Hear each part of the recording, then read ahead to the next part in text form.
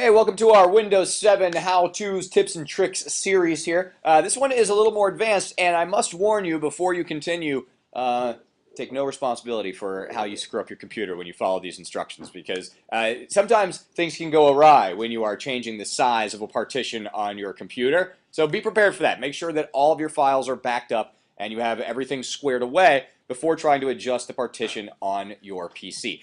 You may want to shrink the partition size of your Windows 7 partition because you want to try adding another operating system, or you simply want to divide things up on your PC across different partitions. It's actually quite easy to shrink the size of the partition on your Windows 7 volume without having to go to third-party utilities. I'll show you exactly how you do that right now. Go to the Start button and go ahead and click on Control Panel. And then in that Search Control Panel box up there in the upper right, you're going to type in the word partition. And it's going to leave you with one option. And that option is to create and format hard disk partitions under Administrative Tools. So go ahead and click that.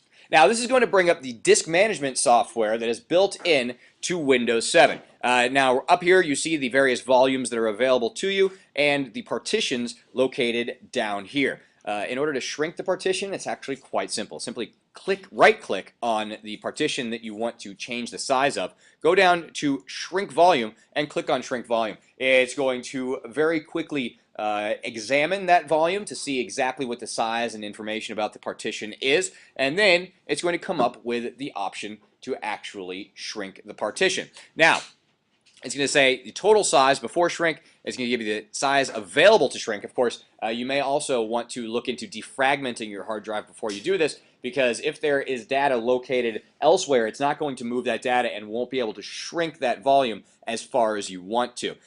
You enter the amount that you want to shrink, so we're going to go ahead and do the maximum size after. It's going to say the size after it, and you click on Shrink. And what it's going to do now is it's actually going to repartition that drive into multiple partitions. Now, once you're done with this, if you decide you want to go back, you simply go in and you click on Extend Partition, and you can extend that same partition back to where it was or to whatever size that you like. As you can see right here, we do now have two partitions of our drive, one formatted as NTFS, one unallocated, unformatted. It can be used for anything you like, installing different operating systems, trying different stuff out. And then, of course, again, if you want to extend it, you simply right-click, click on Extend Volume.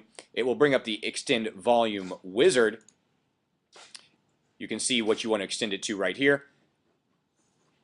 Put in the total volume size in megabytes, the maximum available space in megabytes, and the amount of space you want to fill. Once you do that, go ahead and click on Next. It will actually reallocate that space however you see fit. So you can actually shrink and extend the size of your Windows 7 partitions without actually having to invest in extra software. All that functionality is built right into the disk management utility in Windows 7. So that's how you shrink a volume in Windows 7 without using any extra third-party utilities.